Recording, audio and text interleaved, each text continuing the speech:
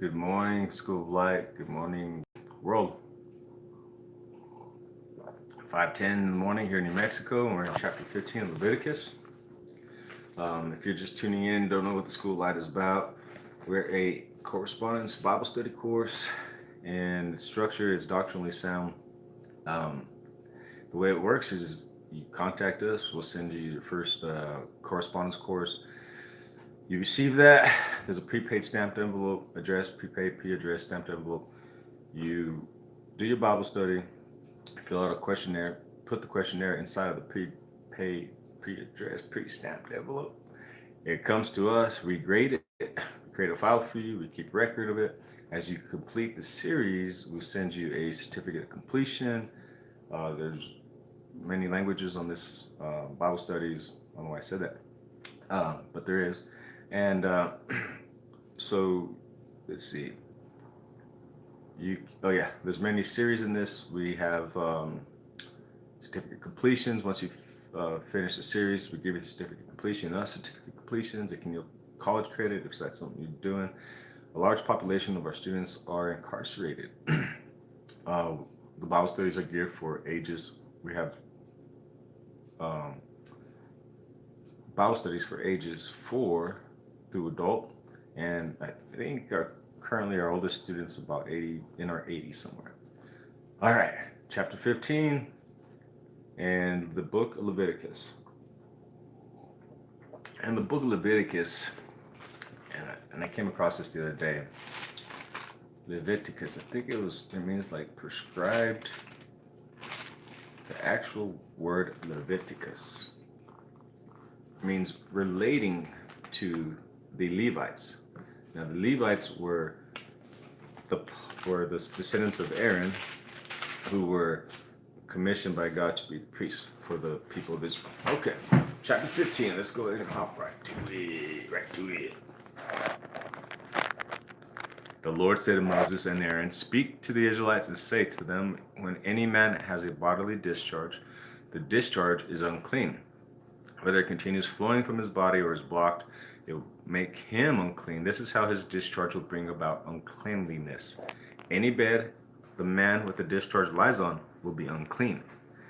Anything he sits on will be unclean. Anyone who touches his bed must wash his clothes and bathe with water, and he will be unclean till evening. Whoever sits on anything that the man with a discharge sat on must wash his clothes and bathe with water, and he will be unclean till evening. Whoever touches the man who has a discharge must wash his clothes and bathe with water, and he will be unclean till evening. If the man with the discharge spits on someone who is clean, that person must wash his clothes and bathe with water, and he will be unclean till evening. Everything the man sits on, whether when writing, will be unclean. And whoever touches any of these things that were under him will be unclean till evening. Whoever picks up those things must wash his clothes and bathe with water, and he will be unclean till evening. Anyone the man with a discharge touches without rinsing his hands with water must wash his clothes and bathe with water, and he will be unclean till evening. A clay pot that the man touches must be broken, and any wooden article is to be rinsed with water. When a man is cleansed from his discharge, he is to count off 7 days for his ceremonial cleansing. He must wash his clothes and bathe himself on fresh water, and he will be clean. On the 8th day, he must take 2 doves or 2 young pigeons and come before the Lord to the entrance of the tent of meeting and give them to the priest. The priest is to sacrifice them, the one for a sin offering, the other for a burnt offering. In this way, he will make atonement before the Lord for the man because of his discharge. When a man has an emission of semen, he must bathe his whole body with water, and he will be clean till evening. Any clothing or leather that has semen on it must be washed with water, and it will be unclean till evening. When a man lies with a woman and there is an emission of semen, both must bathe with water, and they will be unclean till evening. When a woman has a regular flow of blood, the impurity of her monthly period will last 7 days, and anyone who touches her will be unclean till evening. Anything she lies on during her period will be unclean, and anything she sits on will be unclean. Whoever touches her bed must wash his clothes and bathe with water, and he will be unclean till evening. Whoever touches anything she sits on must wash his clothes and bathe with water, and he will be unclean till evening. Whether it is the bed or anything she was sitting on, when anyone touches it, he will be unclean till evening. If a man lies with her and her monthly flow touches him, he will be unclean for 7 days. Any bed he lies on will be unclean. When a woman has a discharge of blood for many days at a time, other than her monthly period, or has a discharge that continues beyond her period, she will be unclean as long as she has this discharge, just as in the days of her period. Any bed she lies on while her discharge continues will be unclean, as is her bed during her monthly period. Anything she sits on will be unclean during her period. Whoever touches them will be unclean. He must wash his clothes and bathe with water, and he will be unclean till evening. When she is cleansed from her discharge, she must count off 7 days, and after that she will be ceremonially clean. Ceremonially clean. The 8th day she must take 2 doves or 2 pigeons, young pigeons, and bring them to the priest at the entrance to the tent of meeting. The priest is to sacrifice one for a sin offering and the other for a burnt offering. In this way he will make atonement for her before the Lord for the uncleanliness of her discharge. You must keep the Israelites separated from these things that make them unclean, so they will not die in their uncleanliness for defiling my dwelling place which is among them. These are the regulations for a man with a discharge, for anyone made unclean by an emission of semen, for a woman in her monthly period, for a man or a woman with a discharge, and for a man who lies with a woman who is ceremonially unclean.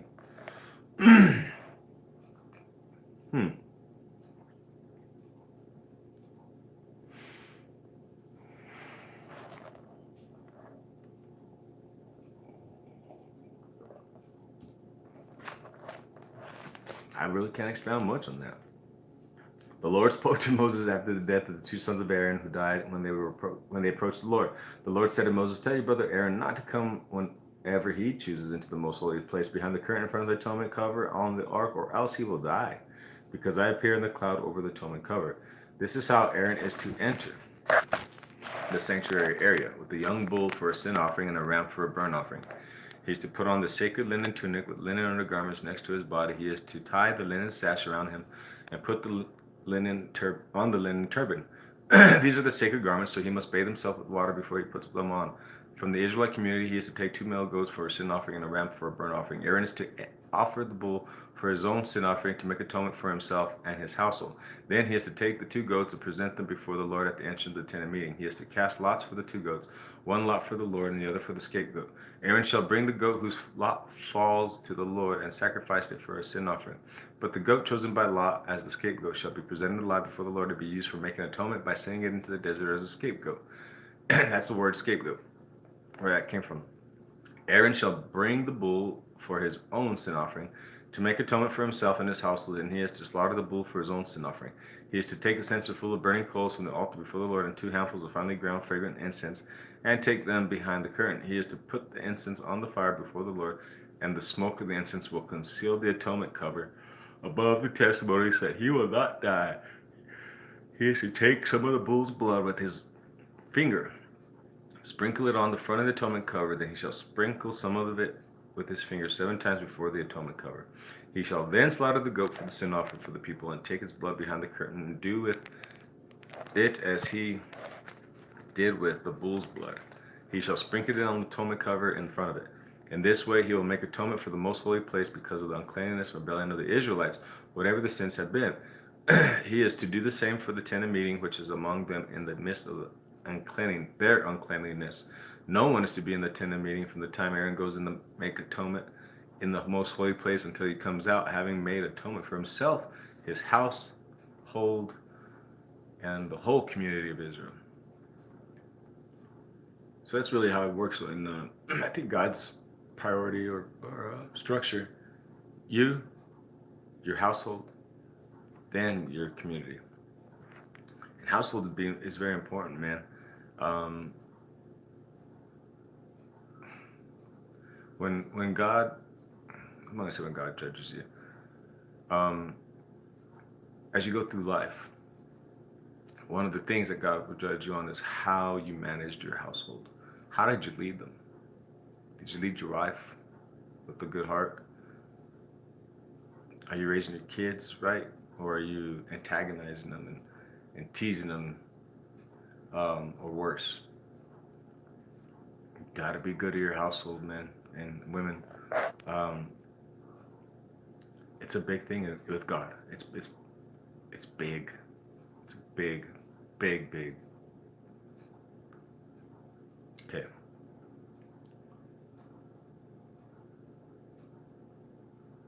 All right. Then he shall come out to the altar that is before the Lord and make atonement for it. He shall take some of the bull's blood and some of the goat's blood and put it on all the horns of the altar. He shall sprinkle some of the blood on it with his finger 7 times to cleanse it and to consecrate it from the uncleanness of the Israelites. When Aaron has finished making the atonement for the most holy place, the tent of meeting and the altar, he shall bring forward the live goat. He is to lay both hands on the head of the live goat and confess over it all the wickedness and rebellion of the Israelites, all their sins, and put them on the goat's head. He shall send the goat away into the desert in the care of a man appointed for the task. So that's the whole area that the let me see, where you get the word scapegoat, right? So the scapegoat, in the essence, was your community would confess the sin and all the wrongs that they did, and then you put you put it on the goat, and then you send the goat away into the desert in the care of a man appointed for that task. So it's like the way the sin leaves the community or something like that, right? And so the word scapegoat, that's the original area where it came from, because it's like, hey, in today's sense, it's like, say I broke this cup, right? And then my brother walks in, or my dad's here, and he's like, hey, who broke this cup? Oh, my brother, he's not even here, so I'm going to say it's him. Put it on him. He'll be the scapegoat.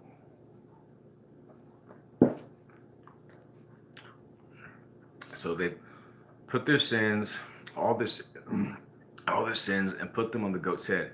He shall send the goat away in the desert in the care of a man appointed for the task. The goat will carry on itself all their sins to a solitary place, and the man shall release it in the desert.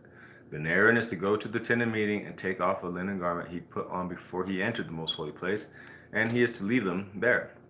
He shall bathe himself with water in a holy place,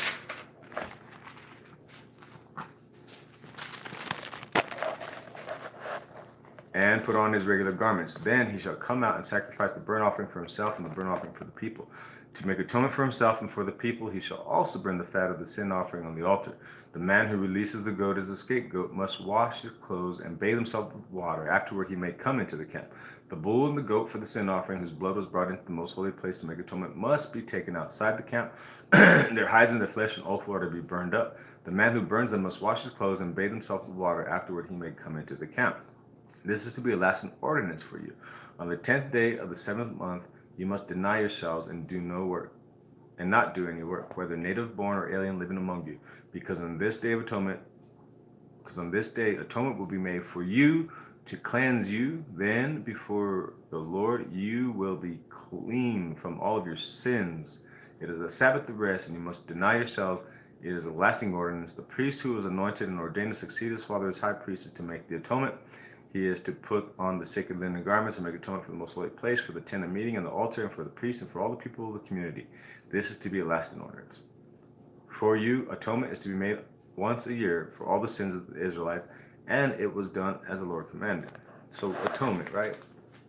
It's really hard to, I wish I'd had the definition memorized. Okay, so that was the end of chapter 16, right?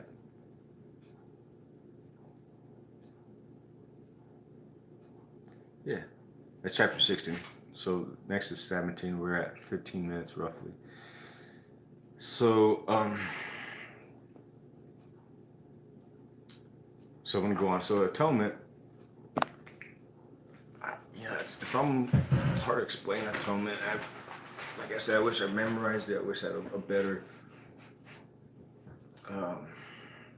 way to expound on it. But just think about it like this. Let's say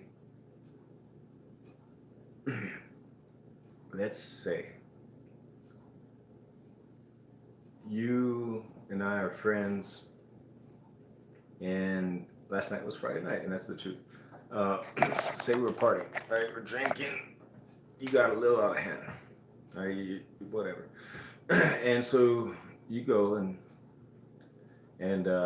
we come to my house or whatever. You go outside. We're taking a leak, right? We're using the restroom, and I go inside. And 5 minutes later, I'm like, where is this guy? I go outside and you come back and you're like, oh man, I did something bad. I think I broke your neighbor's um,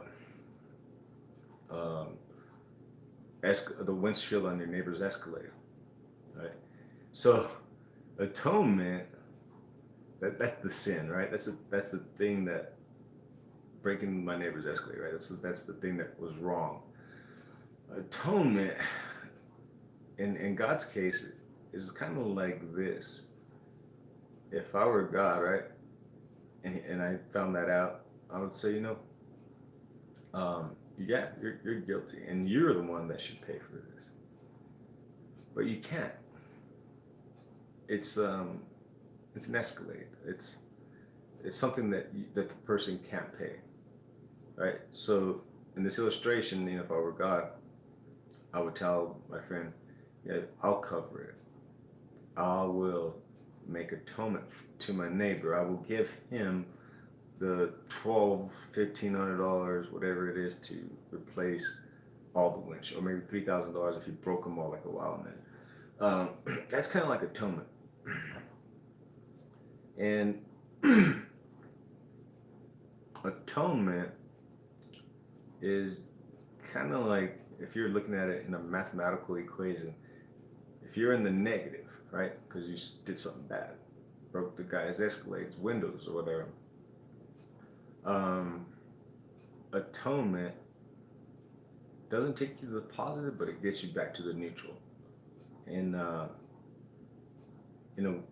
way that you can be before God without this guilt of conscience. So like, man, I broke my neighbor's Escalade, your neighbor's Escalade. I hope you don't find out. Things like that. So that was a scapegoat, and in the way it works today with Jesus, there's no more sacrificing goats and stuff like that. That was to show the severity of sin, that life had to be taken to pay for sin. Sin and being holy is big for God. It's He tells us over and over, avoid sin, resist sin, resist the devil, resist temptation, lead us. Don't induce us into temptation. Jesus pleaded with God, don't let us be induced.